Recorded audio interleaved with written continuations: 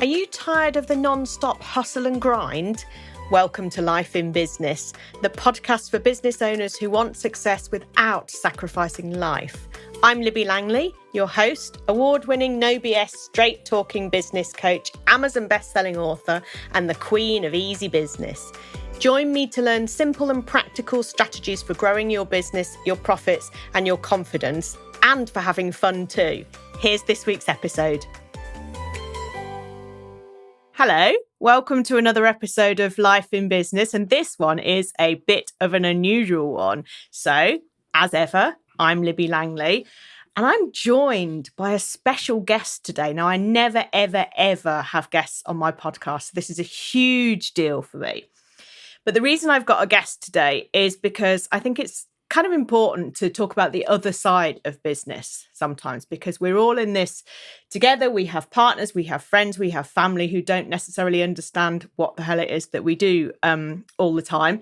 So I've brought someone in to share their experience, and introducing my husband, John. Hello, everybody. So John is here, and John is really keen to do this, aren't you, John? Absolutely.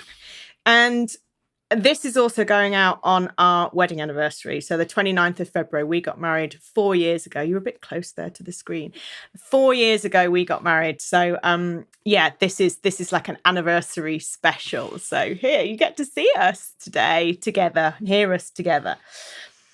So what's it like being married to an entrepreneur, John? What's it like? What's the good and what's the bad? And we haven't prepped for this at all, right? John has no idea what I'm gonna be asking him. I think it's going to become apparent pretty quickly that we haven't rehearsed this. What's it like? Well, I think the good and the bad. Yeah, I think that coming from a more, I guess, corporate 9-to-5 background, which my career has been built upon, it's more 24/7, I think, with yourself. So work, whilst it does obviously end and has a lot of flexibility in terms of your time and what you can do and what we can do as a partnership, it's also very prevalent in everything that we do. So it never stops. Is that because the work never stops, or is that because my brain never stops thinking about it? Both, really. I think opportunities abound for you in different times and spaces to again, the corporate world. I work in a structured time zone where, we start work in the morning and we finish late afternoon or early evening. And we're kind of bound by that and always have been. Okay. Your client base is really wide and varied in terms of their work patterns, and I think we often comment on the second that you wake up, you're working. Now that's not working in that you're straight up and unhealthily in front of your desk. No, and it's also not at 5 a.m. I just would like to clarify that, when I wake up, this might be 8 o'clock in the morning, it's not. But if it's 7 o'clock, then no, that's really true. So I'll pick up my phone and I'll work from the bed for a while to start with, which could be responding to messages, which could be answering emails. And I guess I kind of feel I do that because then I feel I'm ready for the day, like I've dealt with the stuff. But I suppose that is, or creating content. I do a lot of that first thing in the morning from bed. So I guess that is very different. So it's kind of with us quite a bit, I guess. But enjoyably so, because it's a massive part of what we strive for, and it's a huge contributor to our lifestyle and the things that we want to do. So. It's what you do. I know. It's what you do, and I do what I do, and I guess we work around that. I think that we found a blend in our jobs that works for us. Of course it could be better, but So so in a couple of words then, what's the good and what's the bad? The good, in 2 words. A couple of words, yeah. Just quick fire. Let's do a quick fire round. No, I think the good is that I think the good is that from your perspective, you can really be responsive and be in control of your time, and also of your clients and what they need. I think the bad is, it is potentially all encompassing. Okay. First of all, how does that impact you? And then, do you think that my neurodiversity makes that more so? Right. So how does that impact you? The fact that it is all encompassing, and it's pretty much all I talk about and think about. I'm a bit obsessed with my business and other people's businesses. I don't know. Look, it's again the blend between us, because I guess there's two things for me. Is number one is that you are happy and rewarded. I was going to say spiritually. Then I don't mean spiritually, but in that kind of but that kind of emotional nurturing, nourishment. That you are getting what you need from what you're doing, and I think it's fair to say that we've gone through periods where you haven't. Yeah, and I think it's very important, and obviously clearly that we're able to maintain a lifestyle and a future that we want to. So that's me coming back down to the sort of like the basicness of the reason for doing it. Yeah, right? The reason for doing it. But I think I work to live. You certainly work to live, but I think there is a lot more reward you get from what you do, and I think that's the same for a lot of the people that you talk to. I think a lot of the conversations I hear you having with your clients and some of the peers that you speak to, and even some of your, I guess in my terminology I would call them suppliers, but some of the people that you reach out to for development yourself, mentors. You're more you're more invested in it. I've got a lot of passion about what I do, and I've got a lot of passion about the people that I work with, and clearly want it to be a success, but it's probably more tactile than kind of emotional in that sense. So when the times are bad, right? And I talk really openly and honestly on this podcast about the bad times that there have been.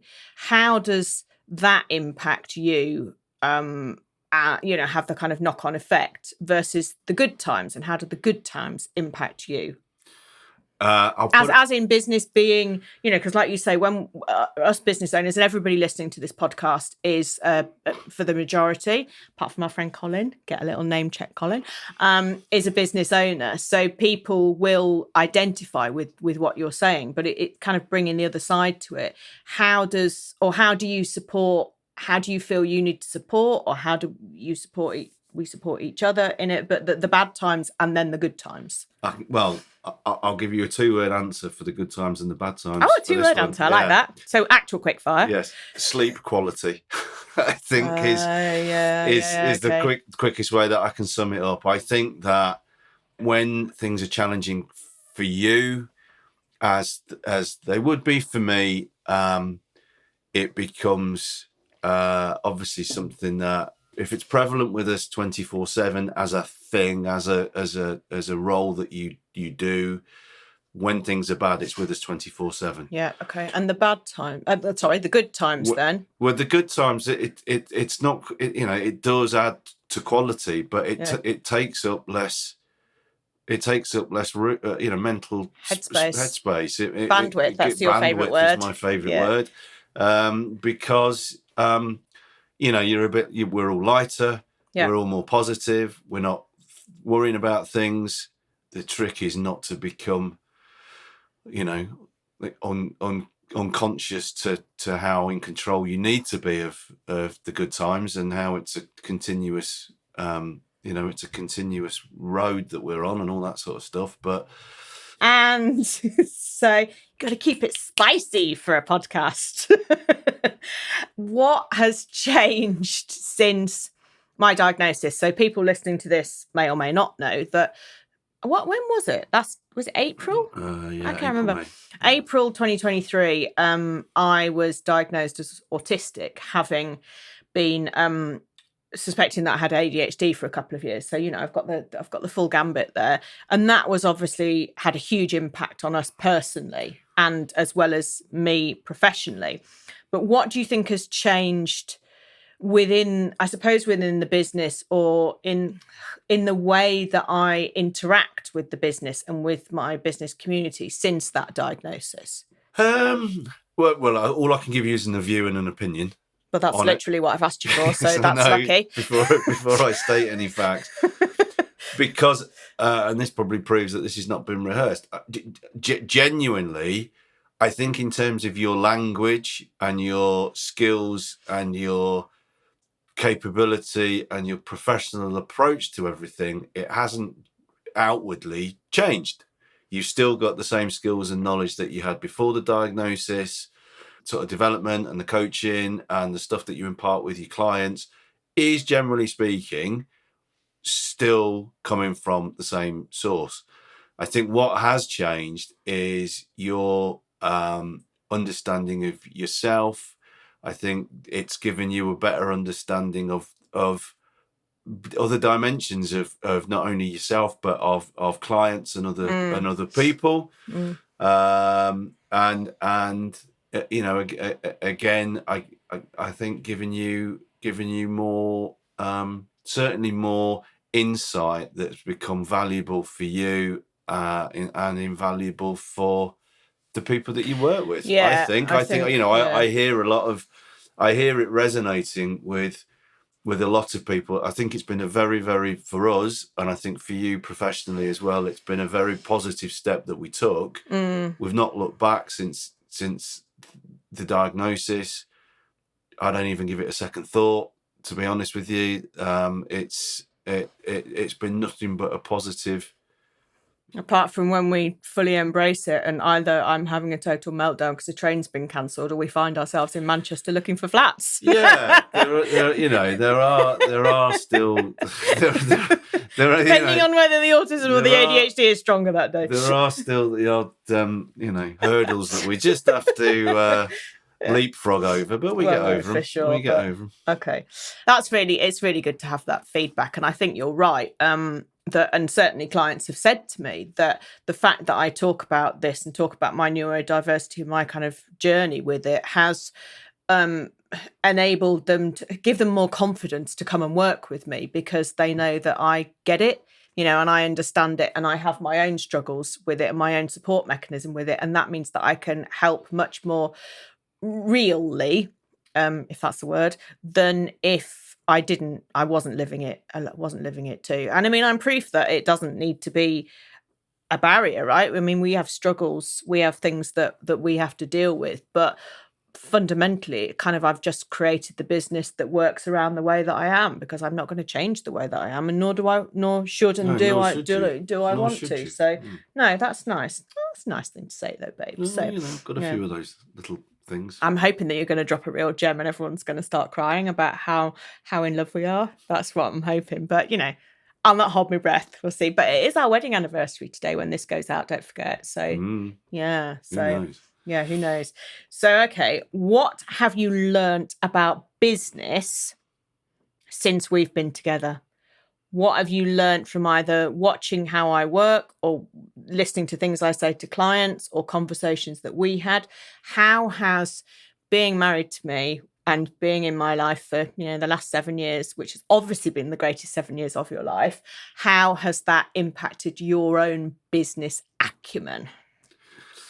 Okay, well, I just grimaced, which wouldn't. You look did good. grimace. It wouldn't look good, would it? I think it. Well, we are, as we should be, our own individuals. We are completely. And please don't say not in any way, shape, or form, because that would be a really rubbish answer for this podcast. No, I wasn't. I'm hoping you don't say that. I know I wasn't going to say that, but what I was going to say is, or what I am going to say, is that clearly we both have roles on a daily basis that are about engaging with people in different ways, and we both go about it in in our own way with our own skill base and our own capability. And I think, what I've seen from yourself is that you have the ability to invest, again, kind of emotionally and personally with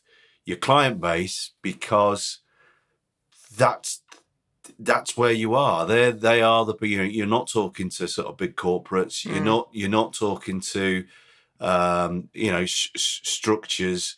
You're talking to people who are themselves obviously massively invested in what they're doing. And I think that plays to your strengths massively.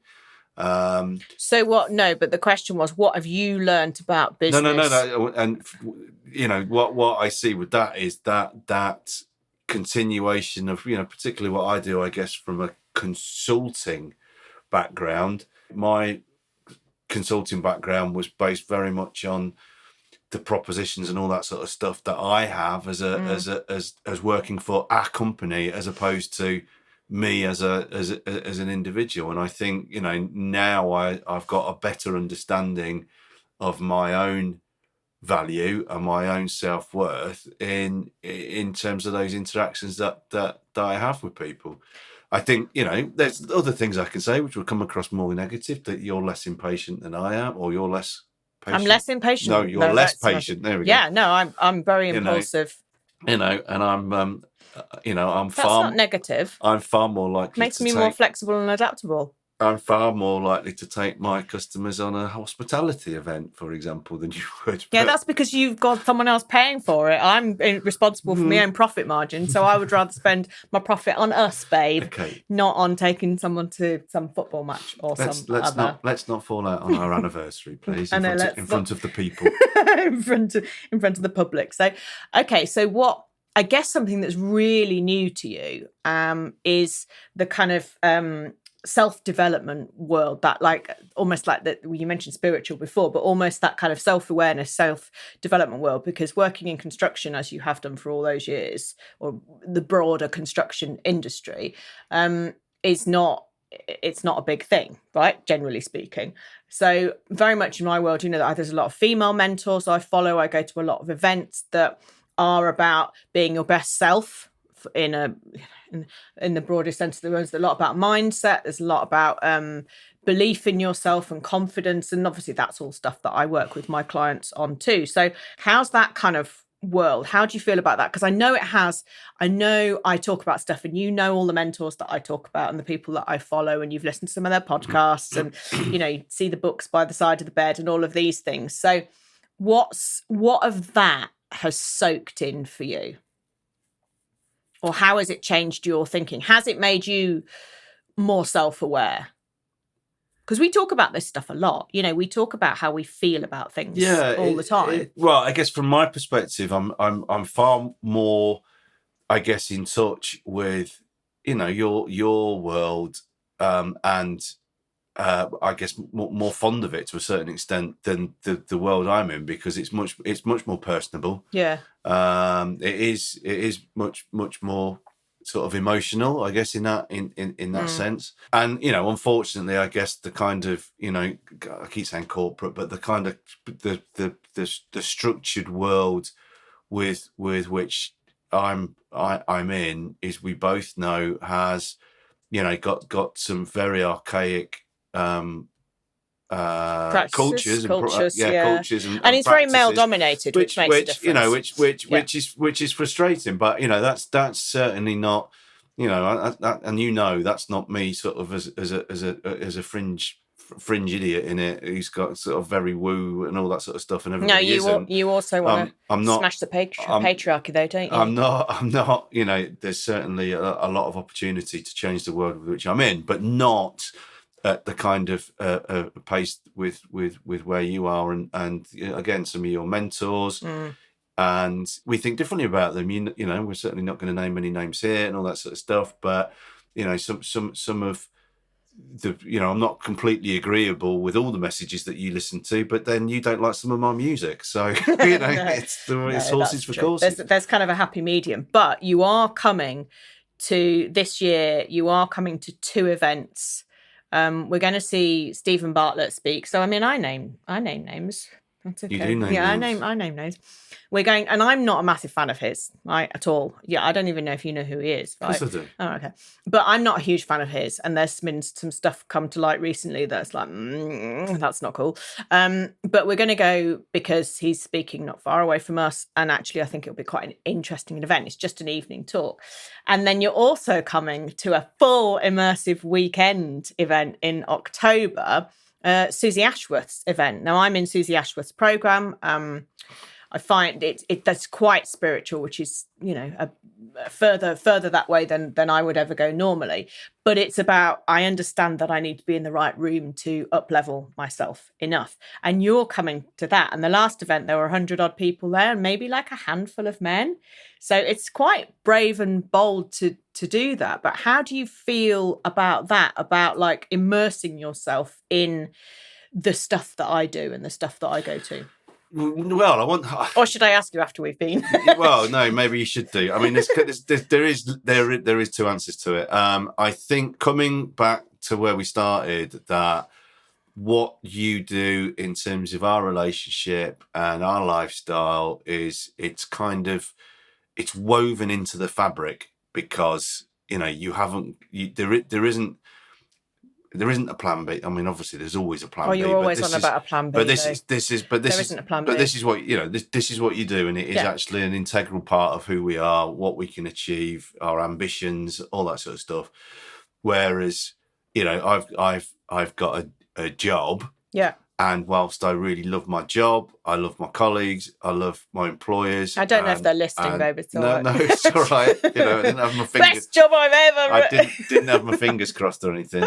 Whilst, you know, there's always a plan, potential B, if it goes horribly wrong for me. Whereas you get another job, right? Yours is woven into it. So being part of, you know, doing things like this, listening to the podcast, sitting there wanting to watch a program at television at night, and you pause it because, hang on a minute, I've got to do this quick voice note or something like that, has just become the norm. So, you know, experiencing some of these other elements to you and your development is important to me. I think 2 other things to it is that, number one, I then also get to understand the value of how you're weighting these things in your life and in your business and in your development. Obviously, I think I'm there as counsel as well, in terms of, you know, if you're gonna invest, is it good investment for your development and all that sort of stuff. And then ultimately, if there is absolutely nothing in for me, there is usually a bar just down the road where I can go and have a drink and let you enjoy yourself. That's another big difference between us, because you're the drinker and I'm not the drinker. But something that you said then actually made me think of something. And I think the main difference between having a job and having a business is community. Now, you have colleagues, right? And you work with them, you talk to them at work, you may or may not get on with them, but, you know, you have to just rub along together at work. But I have this huge network of people who are also in business, and some have become extremely good friends. But when you say about, you know, I've got to pause the program so I can send this voice note or something, it's not to my clients, because boundaries, you know, I client work I don't do in the evenings, but this is to my peers. This is to supporting people, cheering people on, maybe commenting on a LinkedIn post or sending a message or something to people. And that's huge within the business community. And it's one of my favorite things about it, actually. So that's a phenomenal difference between having a job and being part of something bigger, as I kind of like to think about it. So that's good. That's a really good answer. So, okay, we're coming to the end of it. So I guess what's been the most surprising thing about you being married to an entrepreneur? And I'm going to ask you a very self-indulgent question, but we don't have long left, so you have to keep that one short, even though I'd love you to go on about it for ages. What's the thing that you're most proud of? I mean, what I should, you know, if this was scripted and all that sort of stuff, I'd be saying that the difference that you make to other people's lives and all that sort of stuff. I think that is you can just say that. No, that is in there, but I don't really know, I don't really get to see or really hear those people. I don't see it. So with what I do, for example, with what I do, there's always an end result, so that at some point we could potentially go and sit and have a meal in the building, for example. I'd love to say the difference that you make to people's lives. However, I absolutely know it is the difference you make to people's lives because of the success that you have. And if you weren't making the difference to people's lives, then you wouldn't be making them. You wouldn't be successful yourself. So, yes, no, I mean that's without a shadow of a doubt is way up there on the proudometer. Can you not think of anything better than that? Is that not good enough? Oh, I mean, can you not say your determination, your focus, your drive? But that's a given. I think that's the It's not a given for people listening to this podcast. No, oh my God, what's a girl got to do to get a compliment around here? I don't think that's necessarily that's all a given, I think. And I think the people that are listening to this podcast, to be honest with you, my darling, they probably know you've got that in abundance already. And if you have tuned into this podcast for the first time... Oh my God, what are you taking over? No, you've just demonstrated that you've got that in abundance. Yeah. No, well, it's nice. I mean, and if this is the first one that you have listened to, then hi, welcome. Thanks for coming along. Don't have guests ever. But yeah, I wanted to get John on today just to kind of share, I don't know, the other side of it all and what it's really like and what it means to be in this environment surrounded by this kind of weird world of somebody making all the decisions that they could possibly ever want to make with no one to answer to, and how liberating and kind of freeing that is, but also the impact it can have on business. So 20 seconds of final thoughts, John. Thank you very much for having me. Okay, I love you very much. Oh, I love you too, babe. And happy anniversary.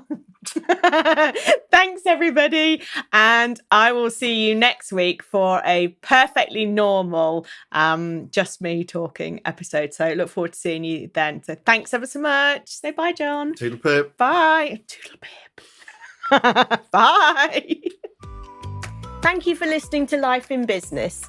Please make sure that you subscribe or follow so you don't miss any future episodes. And if you enjoyed today's show, please leave a review, as it helps others to find the podcast and spread the word that there's an easier way to do business. If you want to chat with me about today's episode or suggest a topic for the future, I would love to hear from you. You can find me on Instagram @Libby Langley. See you next week.